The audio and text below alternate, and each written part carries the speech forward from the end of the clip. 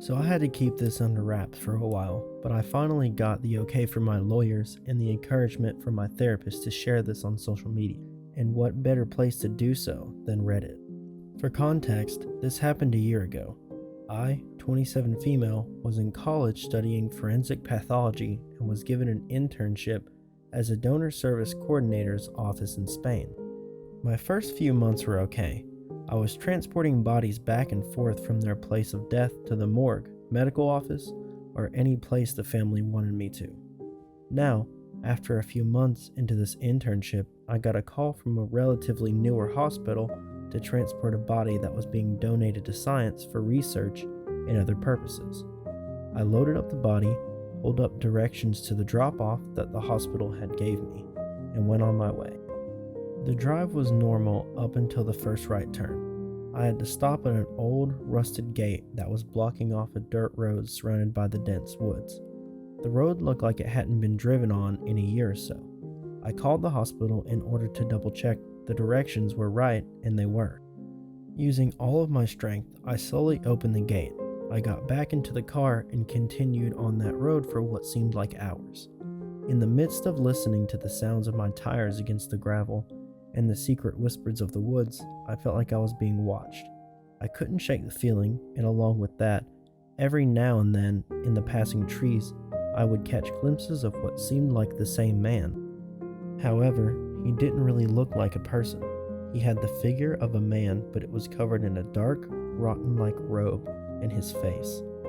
His face seemed off, but I couldn't identify what was so wrong about it. It could have been his dark eyes that looked just a little too large for his head, or his wide grin with pearly white teeth contrasting his dark eyes and dirt-covered face. I finally snapped out of my thoughts when I saw a big, run-down building in the distance. I was having second thoughts about where I was going, but I couldn't pull over. The woods were telling me to keep going, so I did. After pulling into the cracked, pothole-ridden parking lot, I decided to take a look at my surroundings. The unnaturally wide, 5-story building seemed abandoned, and I would have thought that, if there wasn't any light shining through the windows, but there was. The bricks were chipped and faded. The windows were either broken or held together by tape. Thin green vines were reaching out from the woods and were snaking their way up the building, looking like they were holding this place up with all their might. Those vines made it seem like the woods were swallowing this place. The fountain in front of the door seemed eerily lifelike. If I stared at it long enough, I'm sure I would have caught it moving. And on the side of the building, translated into English, "Don't look at the man who smiles," were spray painted in a deep red that looked way too similar to blood. I shook myself out of my thoughts and chalked my so far experience up to paranoia. I got out of the car and walked up to the doors and pressed on the intercom. A dark and raspy voice boomed out of the small box along with static. The static was too loud for me to make out what he had said, but after a few seconds, I heard a loud click and the door opened. I made my way back to the car, unloaded the body, and wheeled it inside. Contrary to what was on the outside, the inside was clean.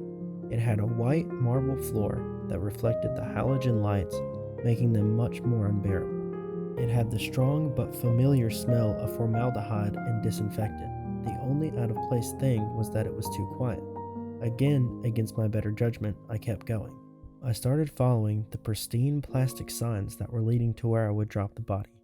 After walking down the long corridor of blinding lights and indistinguishable light blue doors, I came to the end of the hall.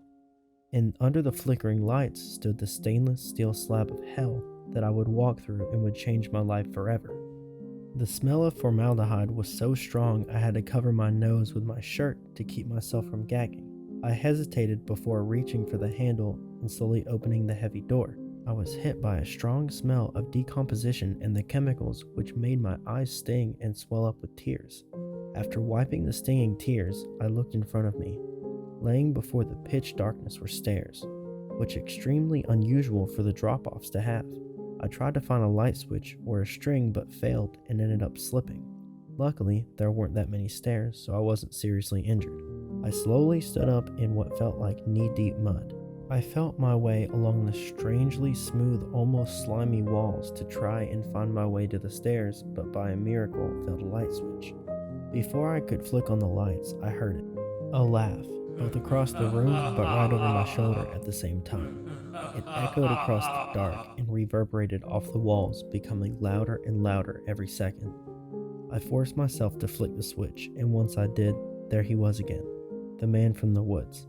Now illuminated and 12 feet apart, I could make out even the most hidden details of him.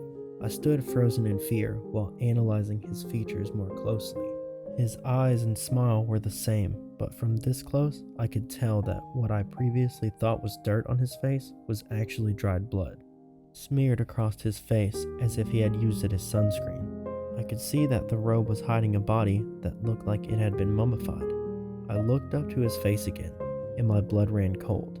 I watched him remove his hood, exposing open wounds, flesh blood mixing with dry blood as if they were in the middle of a war, and his skull caving in as if he was beaten in the same spot for hours. Just when I thought this was going to be the last thing I ever saw, he dug his hand into his skull and started crying. The deafening sobs seemed so real, yet he didn't move a muscle in his face. The same smile before, but with blood and tears dripping into his mouth and down his face. The panic and fear in my body finally exposed itself when I let out the most breathy and loud cry I've ever done. My cries echoed through the room, mixing together with the sobs of the man. I couldn't decipher which cries were mine and which ones were his. But then, lights flickered and he was gone. No trace of him, no pools of blood, tears, or dirt. It took me a while to shake myself out of the shocked state I was in, but once I was able to, I started to realize that I was standing in a groggy, unfinished basement full of mummified bodies. It was obvious that they were either dropped here or stolen from another place. They were all propped up and arranged in different positions. It looked like their faces were stuck in a state of terror, making it seem like they were living and experiencing what I had just a few moments ago. I looked down, trying to map the easiest part out of the mud, but the presumed mud that I was standing in was nothing other than piled up bodies along the walls. Needless to say, I finally listened to my initial response and ran. I wiggled my way out from in between the bodies, made my way up the stairs, and ran past the body I brought with me and abandoned it. While running through the sickening corridor, I could still hear the cries and feel the eyes of the man that did this. I started crying. With my salty tears pouring down my face, I busted through the front door, got into the car as fast as I could, and called the police. Strangely enough, they believed me. The police and other first responders showed up a few minutes later to search the basement. They found 250 bodies and parts of many more scattered around the floor, like toys that young children always failed to put away. The officers decided to do a search within a 50-mile radius of the building.